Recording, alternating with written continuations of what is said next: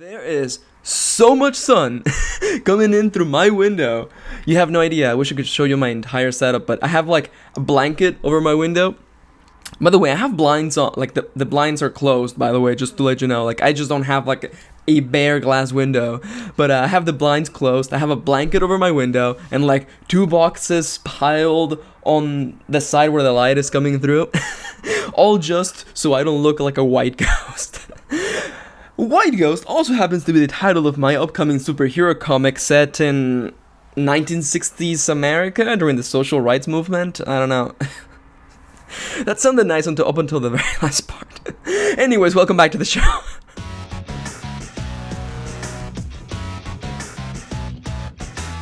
Hello, writerly friends, and welcome back to NaNoWriMo Care Package, where I offer writing advice, inspiration, and I let you all know about my very own NaNoWriMo ventures.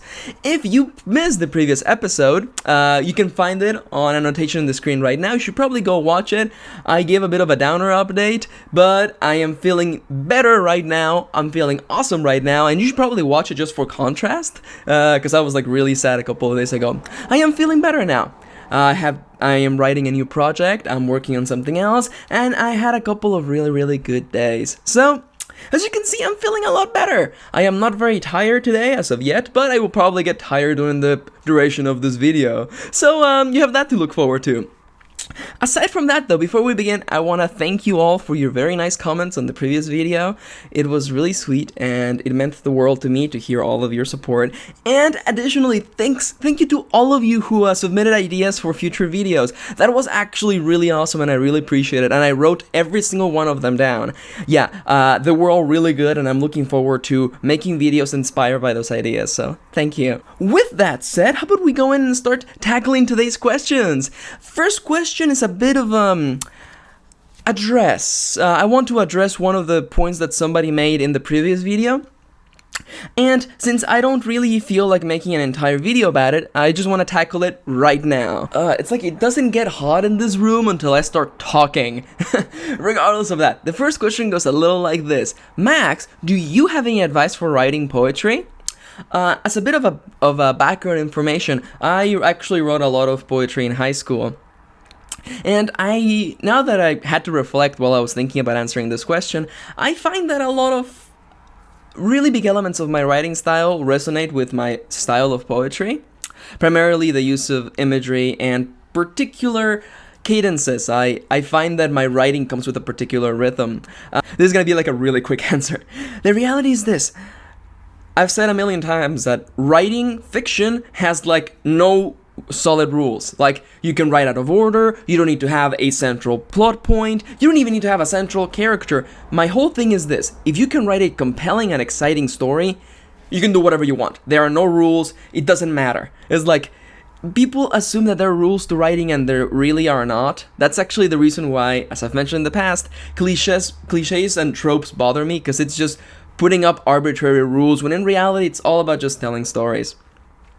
That being said, if writing fiction has no rules, writing poetry has like negative rules. There is seriously no guidelines and no rules for poetry, which is what makes it a really interesting medium. You can do whatever you want. If you can write an interesting and an exciting poem, it doesn't matter. You know, does it rhyme? Doesn't matter. Does it not rhyme? Doesn't matter. Does it have a fantastic imagery? Don't matter.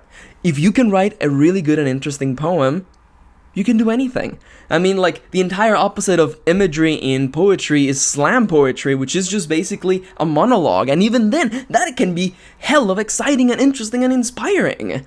So, I wanted to kind of just make a point right now. Maybe later on I will dig through my pile of poetry and maybe come up with a few more points, but for the time being, if you want to write poetry, all of you, my fellow writerly friends, just go and do it. Seriously. There are no rules, and people will tell you there are rules. I was lucky enough to have come from a school of thought that taught me that there was really no rules. Ultimately, it's about the experience that we get. And that's really how I feel about it. Of course, as always, let me remind you that what I've just said is just my opinion, my advice, and what worked for me. Don't take it as gospel. I'm pretty sure that your poetry teacher has taught you many other things that are conflicting to what I just said, and that's entirely okay. I really hope that helps. With that being said, let's dive over. What is this, like a pool? I guess get in the water. The water is fine, I guess, except for that shark over there. Oops, I'm gonna jump the shark. That was a long way for that joke. I am sorry about that. That being said, man, this show has jumped the shark. Let's go over to the next question. I'm actually surprised I haven't answered this question before.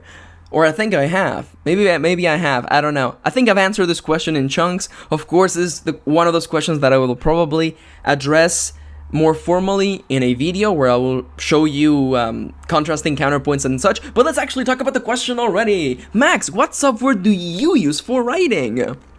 As I have mentioned in the past, my writing is broken into two phases: the actual writing phase and the other minutia, which is editing and dealing with files and backups and all those other things. The latter part, I use Evernote for that. I use Evernote to store all of my writing since it stores it in the cloud, and it's just a wonderful, wonderful program. I talked about it in one of the previous videos, you can check it out. Evernote is just great for storing things, because they're stored in the cloud, there is no formatting, so the text remains clean. And as somebody who actually makes ebooks for a living and makes printed copies for a living, you have no idea how important it is to have clean text. I'll talk about what I used for writing in a moment, but let me just tell you right now that I also do publishing services, and I will charge, like, let's say that you were to come with me and ask me to help you publish your book. And if you gave me a Word file with a modified text, I will charge you twice as much, because I have to go back and clean the entirety of your text and mark every one of your italics and then import them back into a clean file with the marked italics. It's a lot of work. This is what I keep telling people, is that if you're gonna write, use a software that doesn't give any formatting, so just basically a text file, or rich text formatting, which the most you use is italics and bold. That's it. There's a lot of minutia behind cleaning up text and putting it in ebooks and printed files, but let me just tell you that, of course, you don't have to worry about this if you're just getting started. It's not that big of a deal, and it's really just more work down the line, but it's fine. But I don't recommend Word for writing. I know that a lot of people love to have like the fancy fonts and doing modifications and stuff like that, and that's fine. It's entirely okay. I just don't like it because I found out that it just makes more work for me, and I've just come to like looking at clean text. So that's why I like Evernote, because all of your notes, all of your writing is just rich text format, RTFs, which the biggest formatting they have is just bold and italics, and that's it. And really, for writing a book, that's all you need. Now that all of that rambling out of the way, yes, I use Evernote for storing all of my writing and all of the files related to my writing, like covers and test print files and ultimate print files and, the master copies. All of that is saved on Evernote. As for the writing itself, I like to use distraction-free writing software.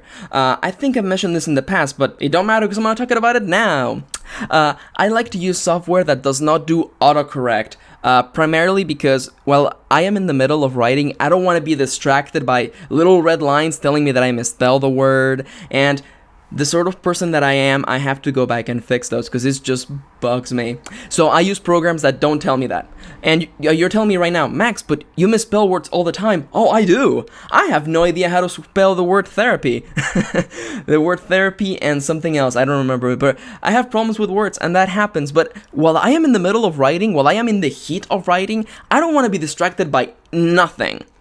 And that's how I achieve my really high word counts in a very limited time, because I don't allow anything to distract me. I just keep writing, and that is why distraction-free software is so important. The previous software that I used to use that I loved a lot is Writer.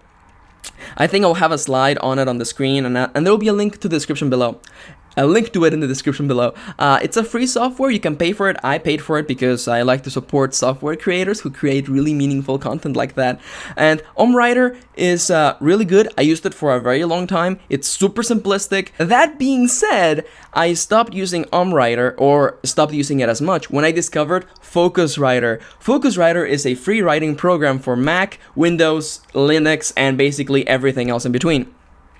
And it's awesome because it gives you a bunch of customization options. Like, I think when I first found out about this program and the fact that it was free, and I downloaded it and I spent like 1 hour creating themes for different books, for different writing projects. And one of those things is that this program has a bunch of features that the super expensive writing softwares have.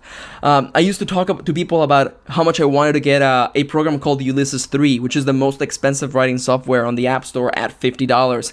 And I kept telling to myself, there's no way I can afford this. There's no way I can just toss $50 at a fancy writing program. And then I discovered that Focuswriter has a bunch of those features.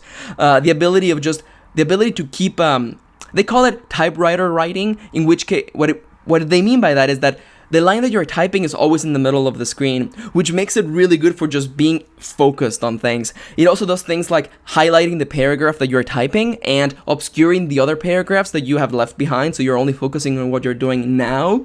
It lets you customize the theme. Of course, I will have a link to it in the description below, and I'll have on the screen a few examples of the themes that I have right now. It's just so customizable.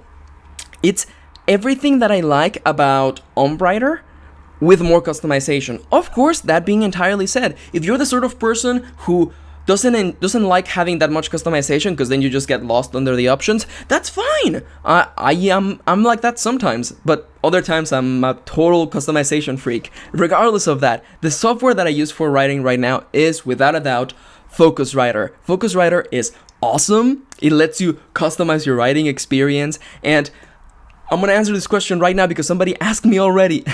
If you do happen to download Focuswriter and while you're in the middle of writing, you want to find out what your word count is, mouse over towards the bottom of the screen and it'll bring out a little tab and it will show your word count on one of the edges depending on your customization settings. No, seriously, this program is totally worth it. I love Focuswriter. It's funny because I heard about it like years ago and I never downloaded it because I had Writer and I was happy with it. And it wasn't until I accepted the defeat that I would never buy Ulysses 3 because it was just too much money. I was looking around again like maybe a new software has come out, you know? You never know. New apps come out all the time. And I discovered Focuswriter again for like the second time, and it's awesome. I love Focuswriter. I love it. The customization is just ridiculous. And with all of that nerding out of the way, let's focus towards our final question of the day, which is one that I find that I get all the time, and the answer is pretty silly, but I will tell you how I go about solving this problem. Max, how do you choose between two different story ideas? There's a really short answer to this and a slightly longer answer. As for the short answer, I go with whichever story idea is most fun.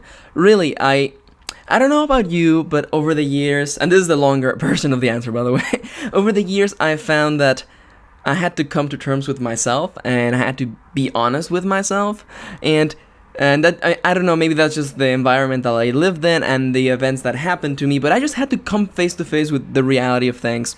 And what I love about that is that it has given me this grasp on my ability to make choices.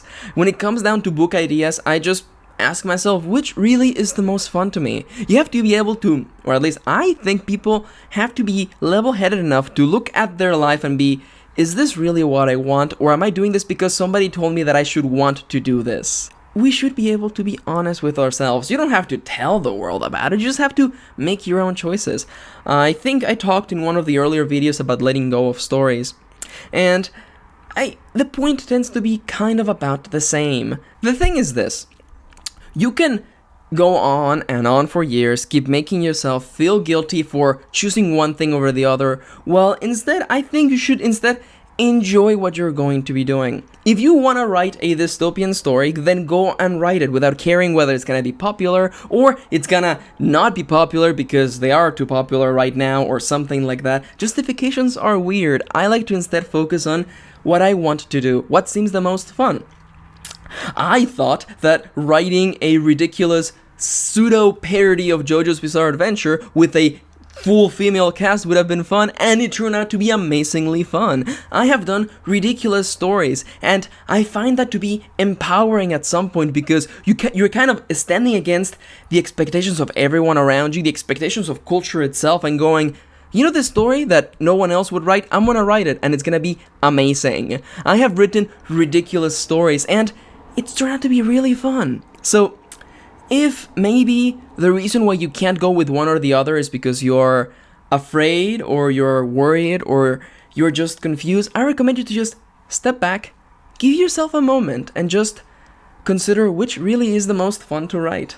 Again, I think that being honest, not only with people around you, but with yourself is kind of really important. So you can file this under writing advice that sounds just like life advice. In all seriousness, though, I hope that helps. I hope it's not too weird of an answer, but that's really just the way I feel about things. There's really no trick behind this. It's just a matter of being honest with yourself. And remember that life is so much better when you do the things that excite you, the things that seem the most fun to do. So I hope that helps. With that done, that's pretty much all 3 questions for the day. I hope you guys have enjoyed them, guys and gals and everyone else in between, of course, like the rest of us. If you have enjoyed this video, I'm not done, by the way, I'm just going into the whole questions thing. If you have questions of your own, please feel free to leave them in the comments. I would love to check them out, and even if there are some that I miss by the end of NaNoWriMo, I'll probably pick them up in videos as we go back into the regular programming. Aside from that, though, thank you for watching the segment, and let's go over to my personal update, which is a lot happier than the last one. So, what has been going on with me? If you haven't seen the previous video, you should probably go check it out. I had an interesting week, let's just put it at that. Of course, now, quite a few days have passed, and I'm feeling a lot better about things. My blog seems to be in the safe now, which it's funny because I never expected myself to be in that situation, but that's life. I'm kind of moving past that now. Even if the blog was shut down, I know that I would probably get back on my feet. So, as I mentioned in the other video, though, I do want to focus more on YouTube stuff because I find doing this a lot more enjoyable than just writing really long text posts. Because I kind of write for a living, so doing more writing is just kind of like, you know, a little overburning on my writing muscles, I guess. Regardless of that, I've been feeling a lot better. Additionally, I don't know if you caught it, but I uploaded a really silly video. My artist convinced me to play games and talk about this and talk at the same time, which turned out to be really silly, but also turned out to amplify how bad I am at the game. Because I swear, I've actually beaten that game. I've actually made it to like Satan, which is one of the really big bosses. I've made it there easily. I've had really good runs. It's funny because I've never done like Let's Play content. So playing a game and talking at the same time made me realize how hard it is to like do commentary and play at the same time. It's outrageously difficult. My respect for Let's Players has gone like through the roof. Aside from that, I hope that video wasn't too weird. I know that a lot of people were really happy about it, and a lot of people were quiet, so I hope that doesn't necessarily meant anything bad. I had a lot of fun making it, and I am going to be making a few more like that, just because, 1, they're really fun, 2, they don't take any time out of my schedule. I just make them at the end of the day anyway, or at the end of a cycle anyway, so it's not like I'm using time that I wouldn't have used anyway, and it forces me to relax for like 45 minutes, which, to be entirely honest, I would really use after like 10-hour days and, you know, lots of writing and lots of drama. So, you know, that's nice. I do plan to do a little bit more, so I guess I don't want to make it seem like this is going to become a Let's Play channel, because it's not.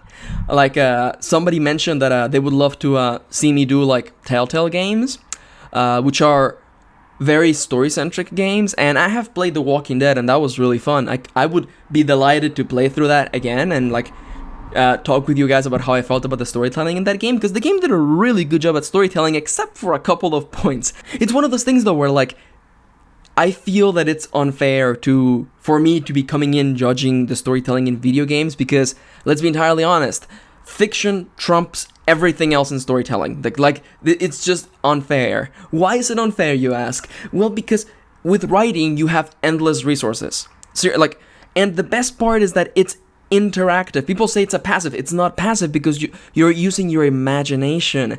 Like let's say for instance my writing, I give you a story, I show you characters, but you don't see my characters, you see your version of my characters, which in turn is like you're creating your own pocket dimension in which my characters roam about within your mind or your mental realm. And that's amazing. That's why I love comic books, but it's a different mindset to read a comic book and then read a story or a written story.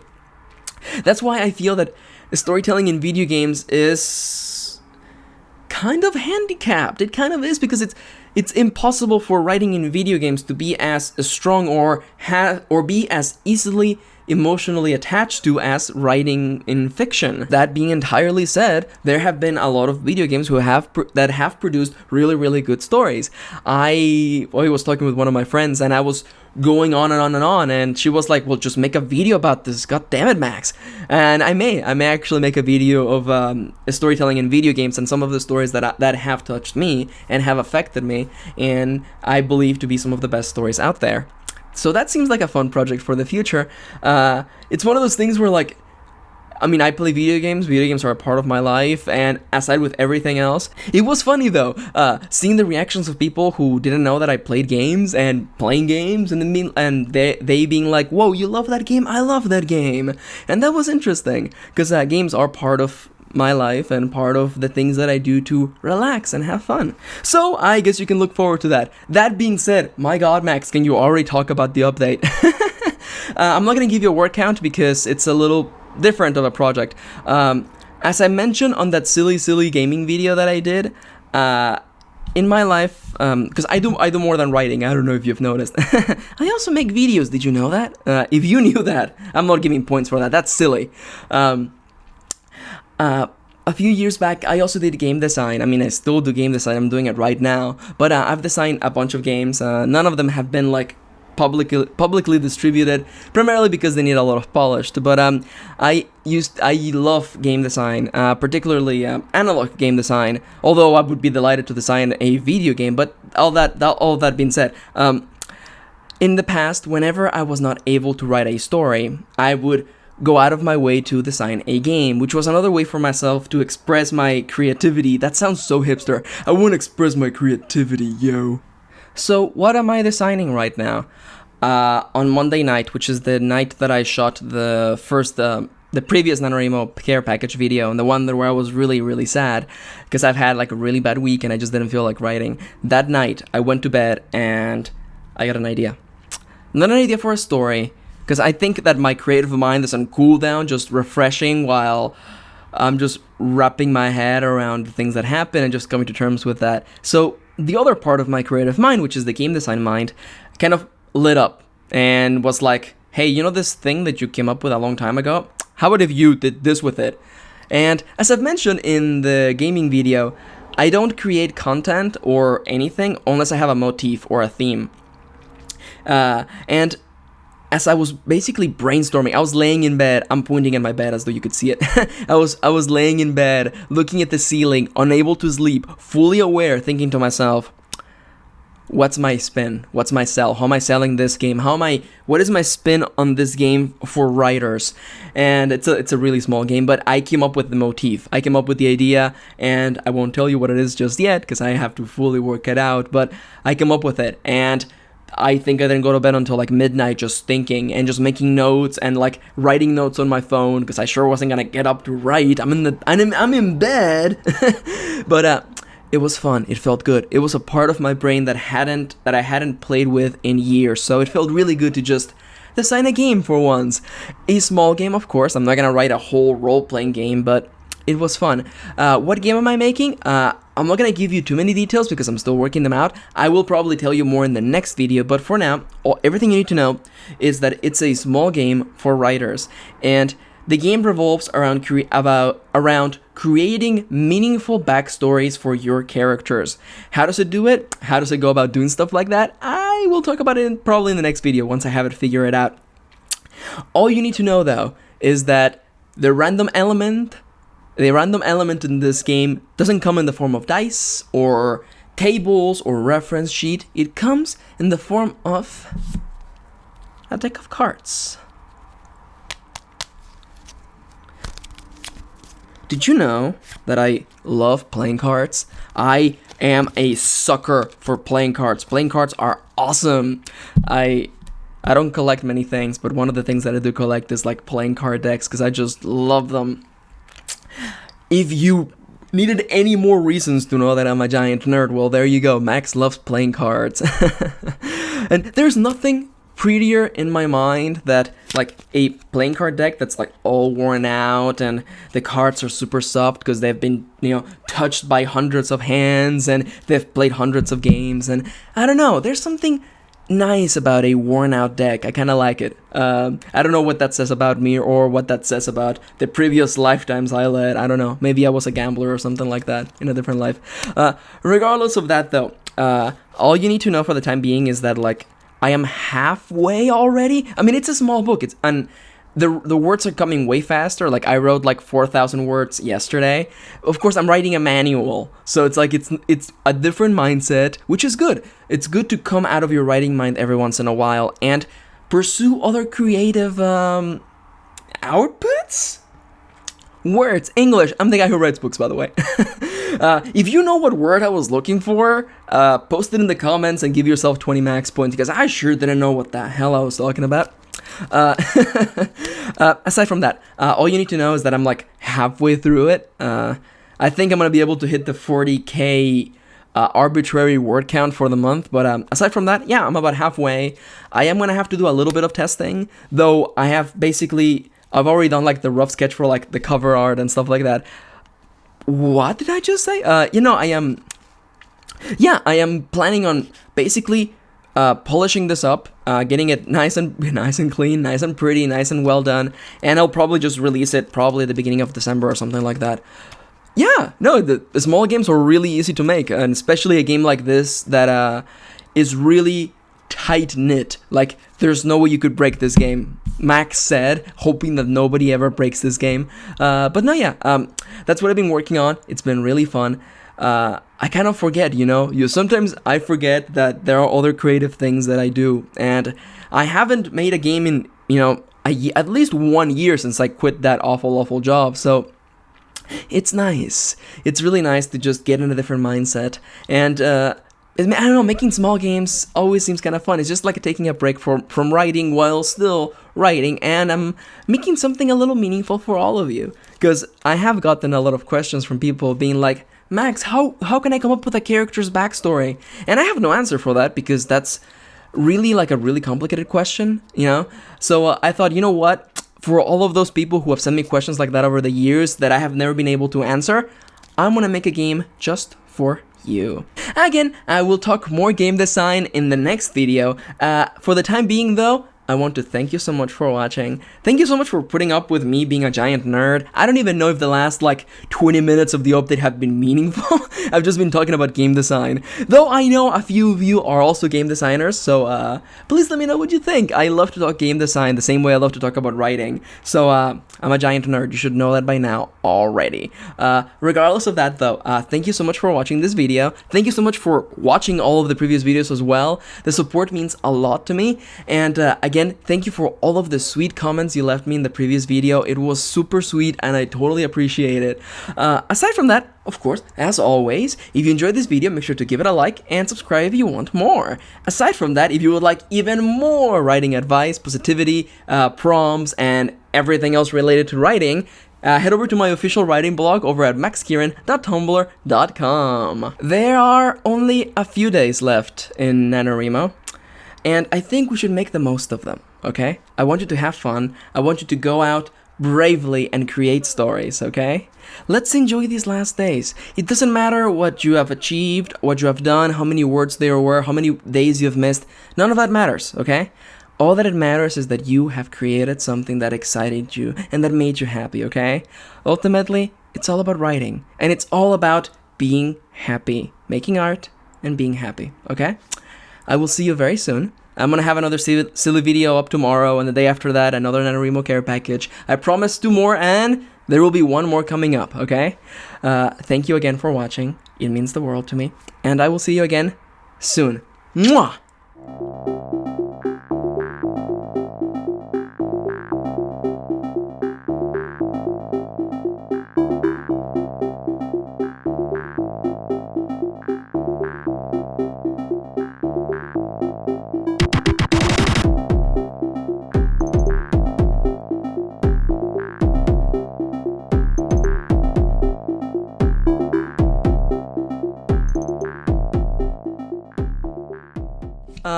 Also, I just realized that this video is gonna go up on, like, Turkey Day. I'm sorry, Thanksgiving? What a nerd. If you also sometimes refer to Thanksgiving as Turkey Day, give yourself 20 max points because you're a giant nerd just like me, and I love you. So, yeah, I hope you all are all having a wonderful Thanksgiving. If anything, take it as a great chance to escape from your family and just lock yourself in your room and write. Regardless of that, I hope you have a great time. Thank you for watching, and thank you for being a giant nerd with me, okay? Have fun, eat lots and lots of good food, and I'll see you soon, okay? Mwah! I just repeated the outro for the show. More kisses for everybody. Mwah! I just repeated the outro for the show.